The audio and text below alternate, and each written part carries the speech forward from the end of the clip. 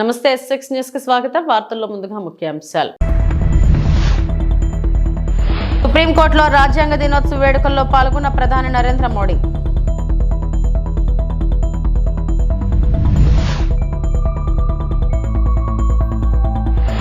AP knowledge hub గా తయారవుతుందన్న ముఖ్యమంత్రి చంద్రబాబు నాయుడు.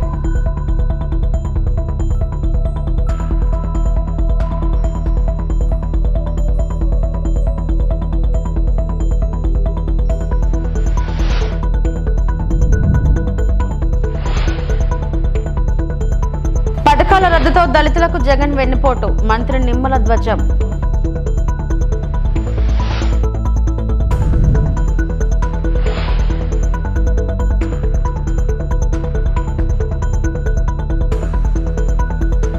సుప్రీంకోర్టులో జరిగిన రాజ్యాంగ దినోత్సవ కార్యక్రమంలో ప్రధాని మోడీ పాల్గొన్నారు. మన రాజ్యాంగం మన వర్తమానానికి మరియు మన భవిష్యత్తుకు మార్గదర్శకమని మోడీ ఉద్ఘాటించారు. మరియు గత 75 సంవత్సరాల ఉనికిలో ఏర్పడిన వివిధ సవాళ్లను పరిష్కరించడానికి రాజ్యాంగం సరైన మార్గాన్ని చూపించిందని చెప్పారు. భారత ప్రజాస్వామ్యం ఎదుర్కొంటున్న ఎమర్జెన్సీ ప్రమాదకర సమయాలను కూడా రాజ్యాంగం ఎదుర్కొందని ఆయన పేర్కొన్నారు.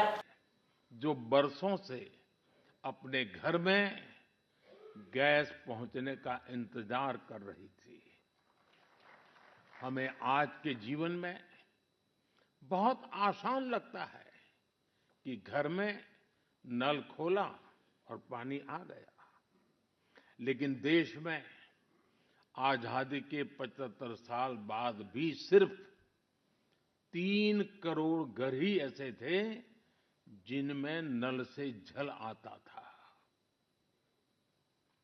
करोड़ों लोग तब भी अपने घर में नल से जल का इंतजार कर रहे थे। मुझे संतोष है कि हमारी सरकार ने 5-6 साल में 12 करोड़ से ज्यादा घरों को नल से जल देकर नागरिकों का और विशेषकर महिलाओं का जीवन आसान बनाया है, संविधान की भावना को सशक्त किया है।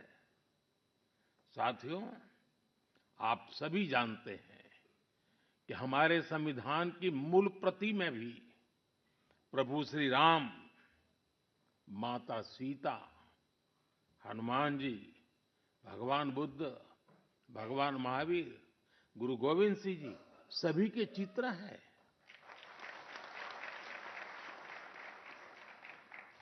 भारत की संस्कृति के प्रतीक इन चित्रों को संविधान में इसलिए स्थान दिया गया ताकि वो हमें मानवीय मूल्यों के प्रति सजग करते रहे।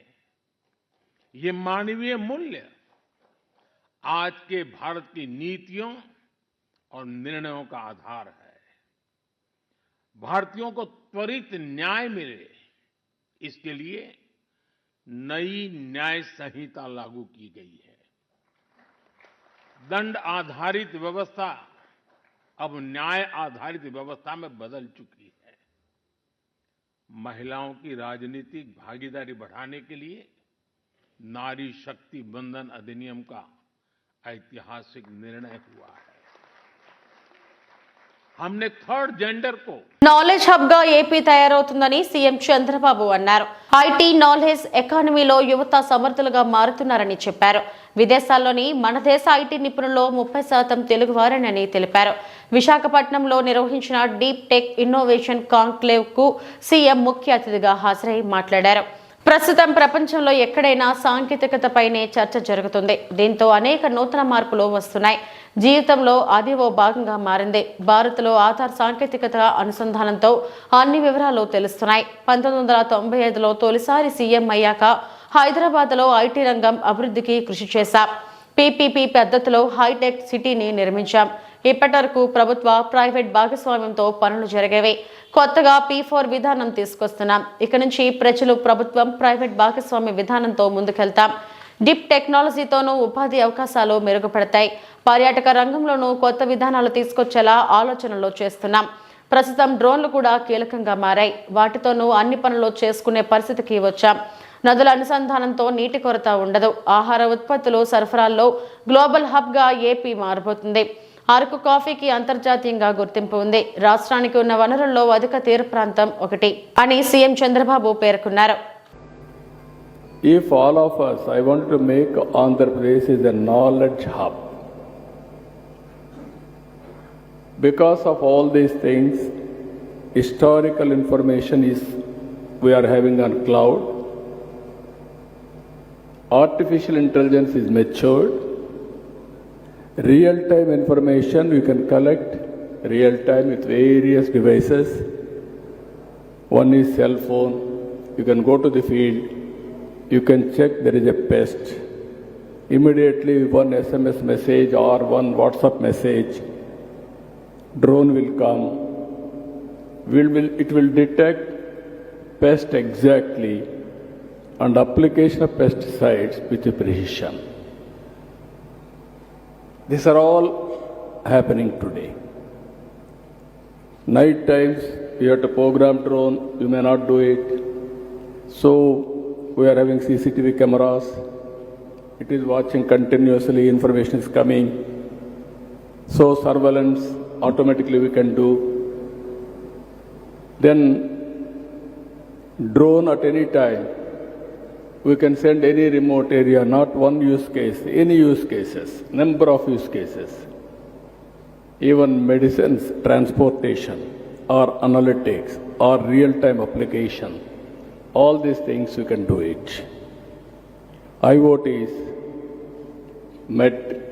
medical devices are coming today. I am seeing not one application. One is preventive health. One is monitoring health. One is whenever there is a need, at that time you can go for cure. With all these combinations, you can reduce medical cost drastically.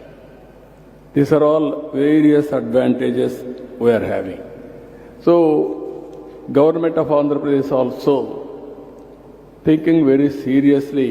గత 5 ఏళ్లలో దళితుల సంక్షేమ పథకాలను మాజీ CM Jagan రద్దు చేసి వారికి వెన్నుపోటు పొడిచారని మంత్రి నిమ్మల రామానాయుడు విమర్శించారు. అంబేద్కర్ వర్ధంతి సందర్భంగా విజయవాడ ప్రభుత్వ ఆసుపత్రిలో ఆయన రక్తదానం చేశారు.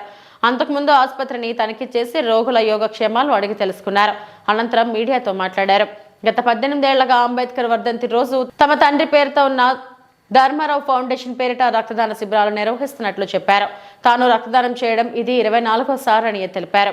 గతంలో టీడీపీ హయాంలో ఎస్సీ సజ్జన్ను సమర్థంగా అమలు చేస్తే వైకాపా పాలనలో ఆ నిధులను సైతం దారి మళ్లించారు. దళిత వ్యక్తిని వైకాపా ఎమ్మెల్సీ చంపి డోర్ డెలివరీ చేస్తే అతడిని సన్మానించిన ఘనుడు జగన్. పార్లమెంట్, అసెంబ్లీలో దళితులకు ఉన్నత పదవులు కట్టబెట్టిన ఘనత టీడీపీదే. అంబేద్కర్ స్ఫూర్తితో చంద్రబాబు పనిచేస్తున్నారు. జీవీఎంసీ బాలయోగిని లోక్సభ స్పీకర్గా, ప్రతిభా భారతిని శాసనసభ స్పీకర్గా పదవులు కట్టబెట్టారు. ఉమ్మడి ఆంధ్రప్రదేశ్లో సిఎస్లో దళిత బిడ్డ కాకి మాధవరావును నియమించారు. ఎస్సీ కమిషన్ ఏర్పాటు చేసి జస్టిస్ పున్నయ్యను దానికి చైర్మన్గా నియమించారు. రాష్ట్రంలో అంబేద్కర్ ఆశయాలను అమలు చేస్తున్నామని మంత్రి చెప్పారు.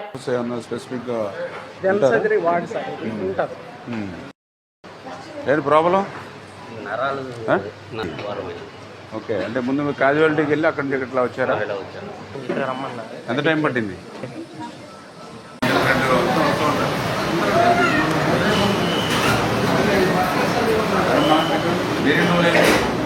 రెండింటి చెప్పేది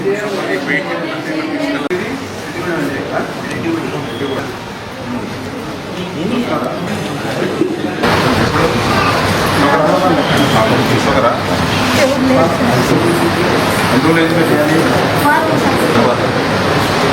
ప్రపంచ మేధావి, భారత రాజ్యాంగ నిర్మాత, మన భారత జాతి ముద్దుబిడ్డ doctor B R Ambedkar, mother Teresa స్ఫూర్తితో నేను రాజకీయాల్లోకి వచ్చినటువంటి వ్యక్తిని.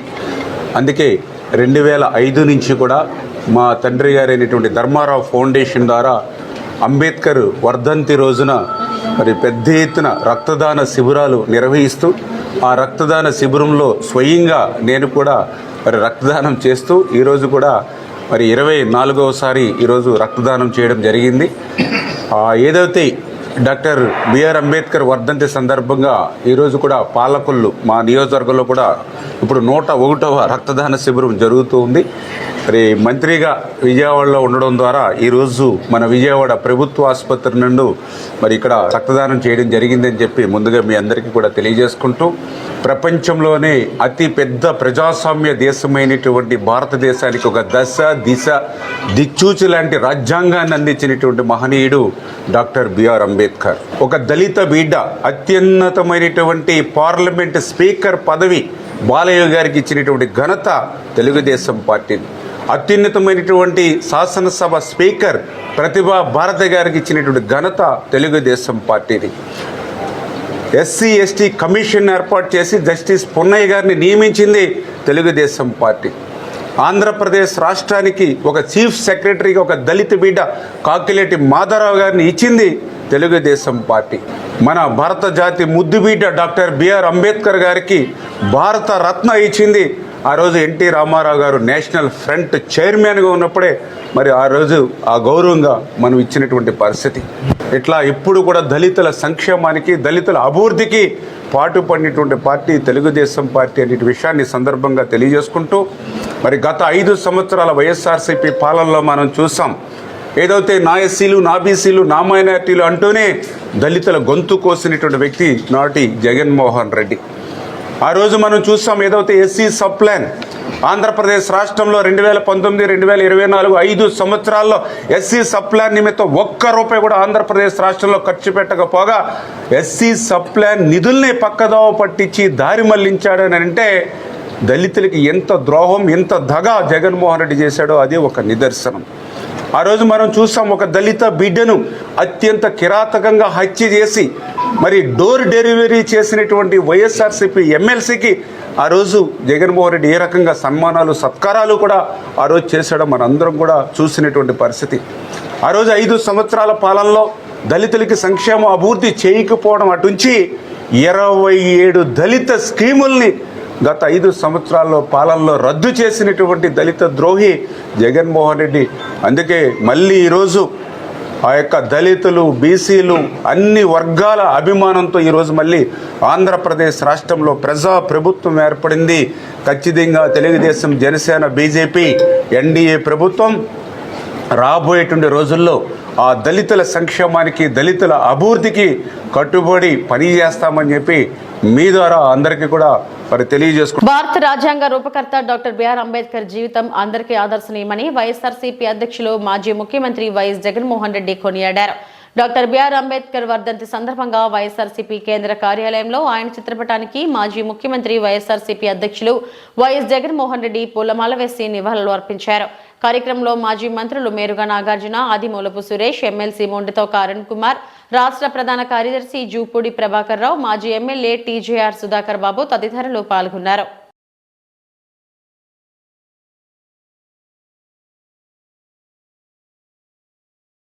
కాంగ్రెస్ ప్రభుత్వం తెలంగాణలో స్వేచ్ఛను హరిస్తుందని బీఆర్ఎస్ వర్కింగ్ ప్రెసిడెంట్ కేటీఆర్ అన్నారు.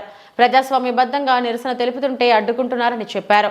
ప్రపంచంలో ఎక్కడా లేనట్లుగా 125 అడుగుల అంబేద్కర్ విగ్రహాన్ని నగరం నడిబొడ్డున కేసీఆర్ ఏర్పాటు చేశారు.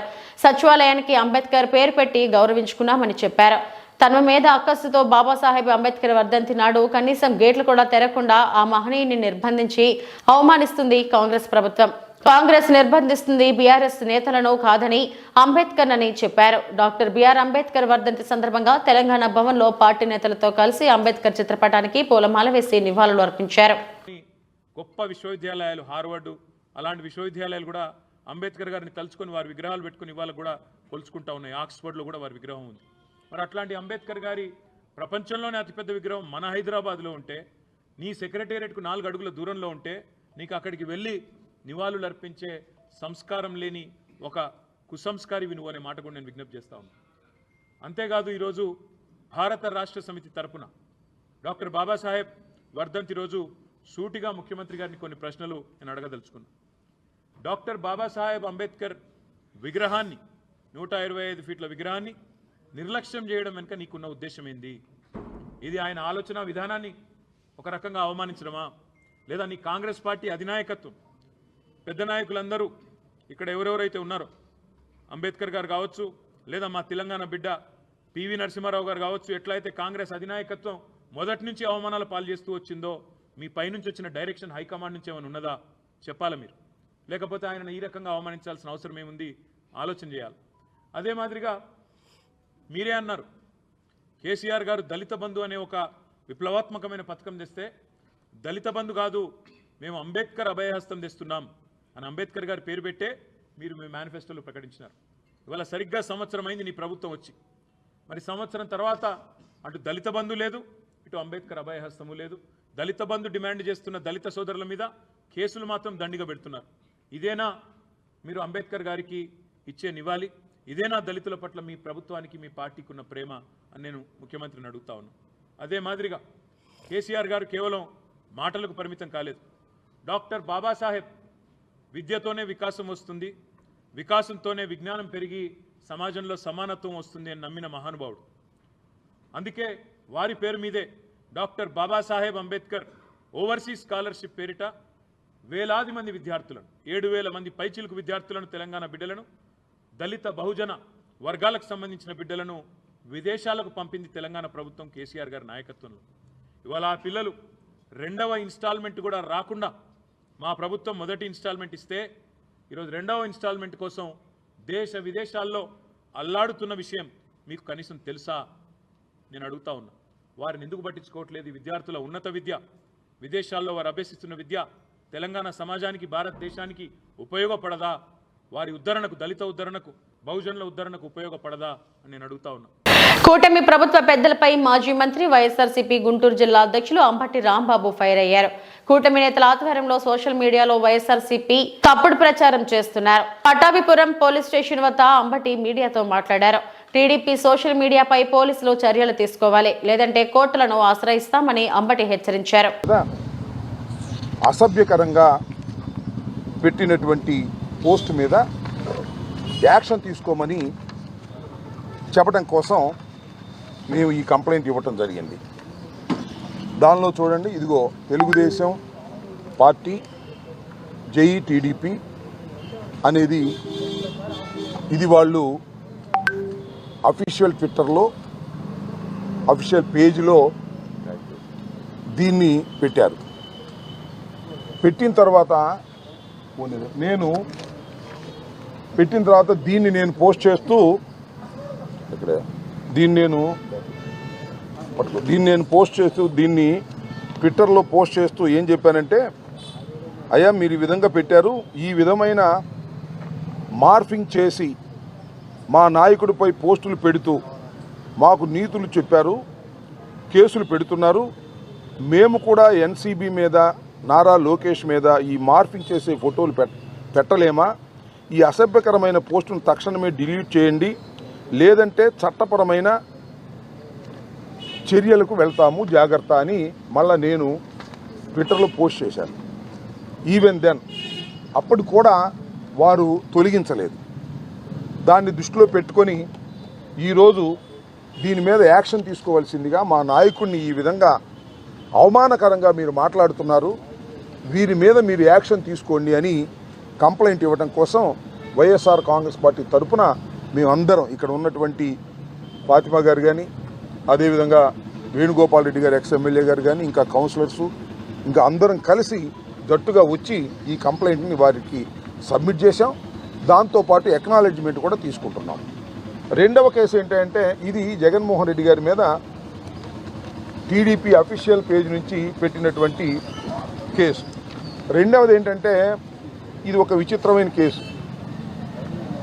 ఆయన ఎవరో యూట్యూబ్లో సీమరాజు అంట, ఆయన ఏం మాట్లాడతాడో అర్థం కాదు. మా కండువానే వేసుకుంటాడు, వైసీపీ కండువానే, మా మనిషిగానే ఉంటాడు, మమ్మల్ని అసభ్యకరంగా మాట్లాడుతుంటాడు, భయంకరంగా మాట్లాడుతూ ఉంటాడు, పచ్చి బూతులు మాట్లాడుతూ ఉంటాడు. మళ్ళీ ఇవాళ నేను ఈ మాట్లాడాను కదా, మళ్ళీ రేపు యూట్యూబ్లో మళ్ళీ మాట్లాడతాడు ఆయన. ఇది జరుగుతూ ఉంది, దీని మీద మీరు యాక్షన్ తీసుకోండి అని చెప్పేందుకు నేను ఈ రోజున ప్రత్యేకంగా ఇవ్వటం జరిగింది. చూడండి ఒకసారి ఆయన పెట్టేటటువంటి యూట్యూబ్లో ఆయన మాట్లాడే మాటలకు ముందు ఆయన థంబ్ లైన్స్ ఏంటో ఒకసారి చూడండి.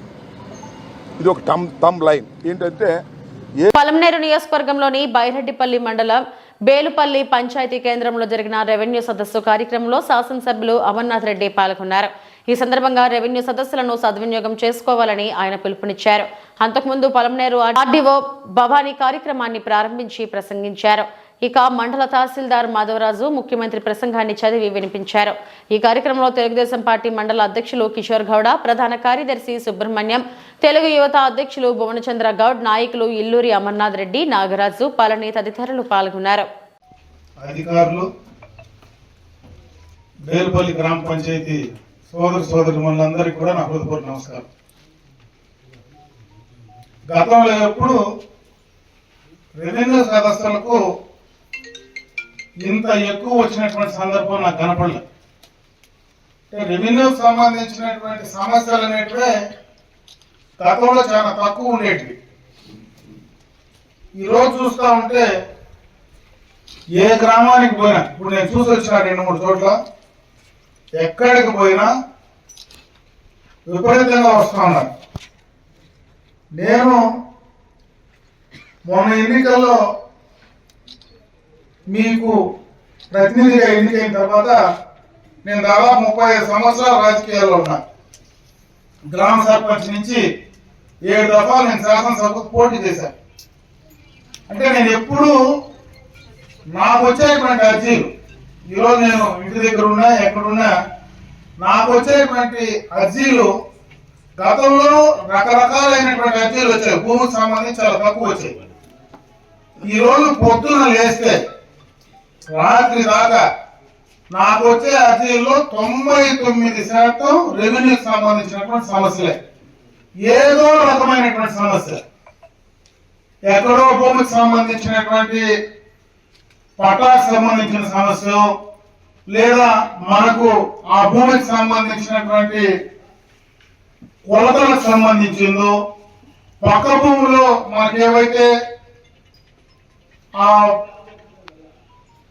ఉంటారో దానికి సంబంధించినటువంటి సమస్యలు, ఏదో రకమైన భూమికి సంబంధించిన సమస్యలే వస్తూ ఉన్నాయి.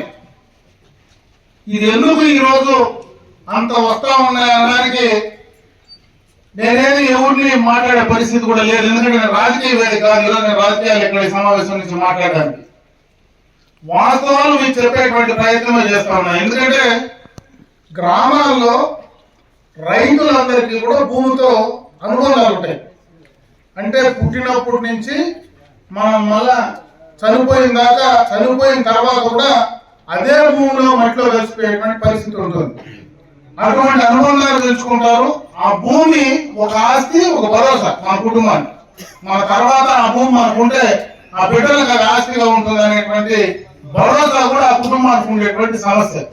అటువంటి భూమి పైన ఈరోజు ఈ రకమైనటువంటి పరిస్థితి, ఈ రకంగా భూమికి సంబంధించినటువంటి కొలతలు కానీ రకరకాలైనటువంటి సమస్యలు స్వాతంత్రం వచ్చినప్పటి నుంచి ఎప్పుడూ ఇటువంటి సమస్యలు మనకు ఎదురుగా ఈ రోజు ఎదురయ్యాయంటే ప్రభుత్వంలో గతంలో చేసినటువంటి పొరపాట్లు అని చెప్పే సందర్భంలో కూడా మీకు తెలియజేసుకుంటా ఉన్నాం. ఎందుకంటే దీనికి సంబంధించి కాంగ్రెస్ ప్రభుత్వం మోసపూరిత హామీలతో ప్రజలను దగా చేస్తుందని మల్కాజ్గిరి ఎంపీ ఈటెల రాజేంద్ర అన్నారు. హైదరాబాద్ సరూర్ నగర్ స్టేడియంలో పార్టీ శ్రేణులతో సమావేశమైన ఆయన కాంగ్రెస్ ప్రభుత్వం ఏం సాధించిందని సంబరాలు చేస్తుందని ప్రశ్నించారు. సర్కార్ వైఫల్యాలను ఎండగట్టేందుకు బీజేపీ ప్రజల పక్షాన పోరాడుతుందని రాజేంద్ర స్పష్టం చేశారు. ఇచ్చిన హామీలు ఏమైనా అమలైనయో తీసుకొచ్చిండ్రు. చివరికి ఎక్కడికక్కడ మండలాల వారికి కావచ్చు, నియోజకవర్గాల వారిగా కావచ్చు, ప్రజల ప్రోద్బలంతో, ప్రజల ఆశీర్వాదంతో సభలు జరుగుతూ ఉన్నాయి, సైకిల్ మోటార్ ర్యాలీలు జరుగుతూ ఉన్నాయి.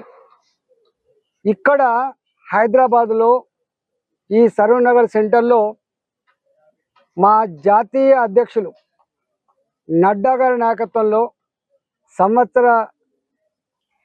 ఈ రేవంత్ రెడ్డి యొక్క దుర్మార్గాలు, వైఫల్యాల మీద ఇక్కడ సభ ఏర్పాటు చేసుకున్నాం. ఈ సభలో 8 జిల్లాలు, ఇక్కడ రంగారెడ్డి రూరల్ జిల్లా, రంగారెడ్డి అర్బన్ జిల్లా, అదేవిధంగా మేడ్చల్ రూరల్, మేడ్చల్ అర్బన్, సికింద్రాబాదు, ఇవాళ హైదరాబాదు, భాగ్యనగరు, గోల్కొండ 8 జిల్లాల పరిధిలో ఇక్కడ ఉన్నటువంటి గౌరవ కార్పొరేటర్లు కావచ్చు, గౌరవ మాజీ శాసనసభ్యులు కావచ్చు, గౌరవ పార్లమెంట్ సభ్యులు కావచ్చు, గౌరవ అధ్యక్షుల నాయకత్వంలో రేపు సాయంత్రం 3 గంటలకు ఇక్కడ పెద్ద బహిరంగ సభను ఏర్పాటు చేసుకుంటున్న సందర్భంలో ఈ 8 జిల్లాల మా నాయకులకి, మా కార్యకర్తలకి, భారతీయ జనతా పార్టీని అభిమానించినటువంటి మా ప్రజలకందరూ కూడా వినమ్రంగా నేను విజ్ఞప్తి చేస్తా ఉన్నా, మీరంతా కూడా తరలి వచ్చి ఈ సభను విజయవంతం చేయాలని చెప్పి నేను విజ్ఞప్తి చేస్తా ఉన్నా. ఇవాళ ఇప్పటికే మా కార్యకర్తలు, మా నాయకులు డివిజన్ల వారీగా, బస్తీల వారీగా ప్రజల్ని ఇప్పటికే కలుసుకోవడం జరిగింది, ఇప్పటికే ప్రచారం చేయడం జరిగింది. దీన్ని పెద్ద ఎత్తున విజయవంతం చేయాలని చెప్పి నేను విజ్ఞప్తి చేస్తా ఉన్నాను. తన చిన్నతనం నుంచి చిరంజీవి, బాలకృష్ణ, నాగార్జున, వెంకటేష్ చిత్రాలను చూస్తూ పెరిగానని ప్రముఖ దర్శకుడు అనిల్ రావుపూడి గుర్తు చేసుకున్నారు. వాళ్లతో సినిమాలు తీయడం ఎంతో ఉత్సాహాన్ని కలిగిస్తుందని చెప్పారు. ఇప్పటికే బాలకృష్ణ, వెంకటేష్ చిత్రాలకు దర్శకత్వం వహించానని తెలిపారు. చిరంజీవితో పనిచేసేందుకు ఆసక్తిగా ఎదురు చూస్తున్నట్లు ఆయన పేర్కొన్నారు. ఓ కంపెనీ కోసం మహేష్ బాబుతో వాణిజ్య ప్రకటనను అనిల్ రావుపూడి చిత్రీకరించారు. ఈ ప్రకటన విడుదల కార్యక్రమం సందర్భంగా అనిల్ రావుపూడి మీడియాతో మాట్లాడారు. It's always great working Mahesh గారితో. అంటే Sarileru Neekevvaru almost 2020 almost 5 years back ఆయనతో డైరెక్ట్ చేశాను. అండ్ ఆయనతో ఆ సినిమా డైరెక్షన్ దగ్గర నుంచి I have a great relation with him. He treat me like a very very good friend. So AbhiBus ఆ తర్వాత ట్రూజన్ 2 ఏళ్ళు ఆయనతో ఈ గ్యాప్లో అందులో ఆయన రాజమౌళి గారి సినిమా చేయడం కోసం 1.5 year నుంచి దీంట్లో ఉన్నారు. ఆ టైంలో ఆయనతో స్పెండ్ చేసే టైం దొరకడం కూడా ఐ ఫెల్ట్ వెరీ హ్యాపీ అనమాట. So had a great time. Shoot టైంలో కూడా మహేష్ గారితో ఉంటే ఫన్ హ్యాపీయెస్ట్ సోల్. సో చాలా ఎంజాయ్ చేశాను యాక్ట్ చేసేటప్పుడు కూడా. సో చిరంజీవి గారితో ఒక ఆపర్చునిటీ అనేది ఎప్పుడు వచ్చినా కూడా అది చేయాలనుకోవడం అనేది ఎవరికైనా ఏ డైరెక్టర్కైనా ఒక చిన్న ఫ్యాన్ మూమెంట్ లాగా అనిపిస్తుంది. సో నాకేంటంటే అసలు నాకు ఆల్రెడీ చాలాసార్లు చెప్పాను, నాకు నేను చైల్డ్హుడ్లో చూసిన హీరోలు వీళ్ళందరూ చిరంజీవి గారు, బాలకృష్ణ గారు, వెంకటేష్ గారు, నాగార్జున వీళ్ళందరితో పనిచేయడం ఏంటంటే నాకు ఒక నాస్టాలజిక్ ఫీల్గా ఉంటుంది. అబ్బాయి ఇక ఎప్పుడెప్పుడు చేద్దాం వెళ్తూ ఉంటుంది. సో బాలకృష్ణ గారితో చేసి బిగ్గెస్ట్ బ్లాక్ బస్టర్ కొట్టాను. వెంకటేష్ గారితో ఆల్రెడీ ఒక 3rd ఫిలిం చేస్తున్నాను. అండ్ దట్టు చిరంజీవి గారితో ఆపర్చునిటీ అనేది it's like it's going to be నాకు ఒక ఛాలెంజ్ అది డెఫినెట్లీ. ఇవి ఇప్పటివరకు నా బులెటిన్ అప్డేట్స్. నమస్తే.